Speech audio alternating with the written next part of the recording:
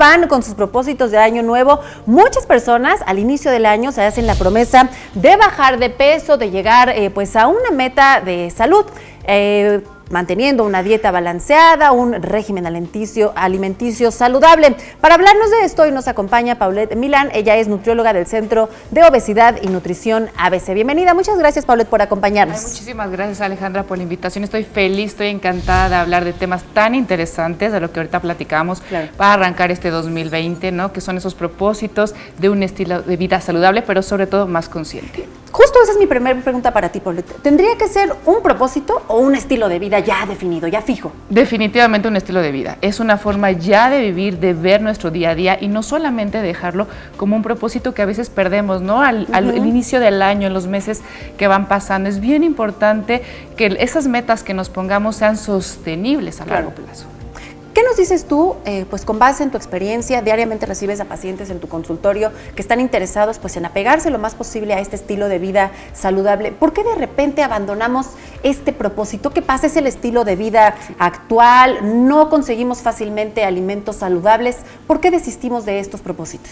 Yo creo que desistimos porque estamos acostumbrados a buscar resultados muy rápidos, ¿no? Entonces nos ponemos propósitos que queremos alcanzar en un mes, en 2 meses, y si no lo logro, ya lo dejamos, ¿no? Entonces es bien importante mantener esto sostenible porque si queremos cambios de conducta, tenemos que trabajar día con día. Eso es lo que realmente está pasando. Más que no tengamos accesibilidad a alimentos, porque encontramos alimentos en todos los lugares, ¿no? A donde vayamos.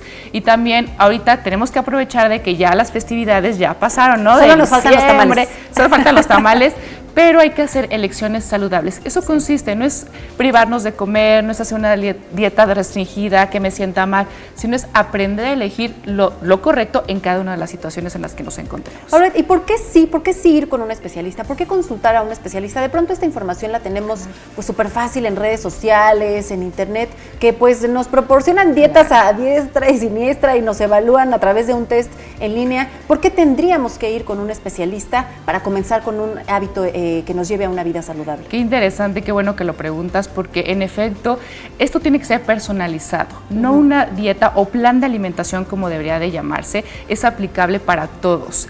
Sabemos que cada momento, cada día estamos bombardeados, ¿no? Por dietas de moda, por lo que aparentemente me va a ayudar a bajar más rápido de peso. Mi amigo, mi conocida. Entonces no sé si realmente por mi estilo de vida, por si ya tengo una patología, si se está desarrollando alguna enfermedad, si hago actividad física, pueda ser adecuada o no a mis características. Ese es el punto más importante, que debe ser algo que yo pueda realizar.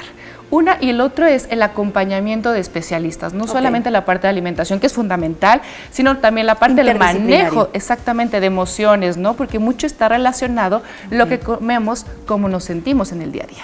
¿Y no podríamos aprovechar eso a nuestro favor con un nuevo comienzo, con una nueva etapa, un nuevo año, utilizarlo para nuestro beneficio? Y utilizarlo para el beneficio, también la parte del acompañamiento de la actividad física, con un médico del deporte que me diga qué actividad es recomendable para mi historia familiar, mi historia personal, y entonces todo en conjunto puede llevarse a la práctica. Y también saber, Paulette, que nunca es tarde para comenzar con estos retos. Puede ser a inicio de año, en cualquier momento del año, pero sobre todo también en la edad.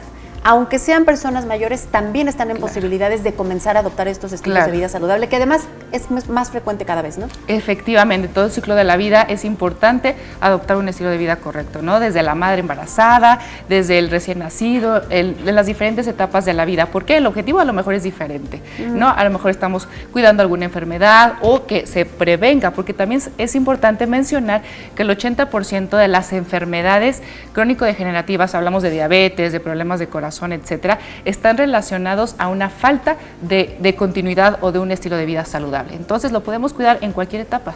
Paulette, ¿qué les dirías ya para finalizar esta entrevista a las personas que de pronto ponen un poquito de resistencia a acercarse con algún especialista y dicen, yo he comido siempre así soy muy sano, así me siento muy bien, me siento bien con mi cuerpo? ¿Qué les dirías? ¿Cómo los invitas a que se unan a tomar estilos de vida saludables?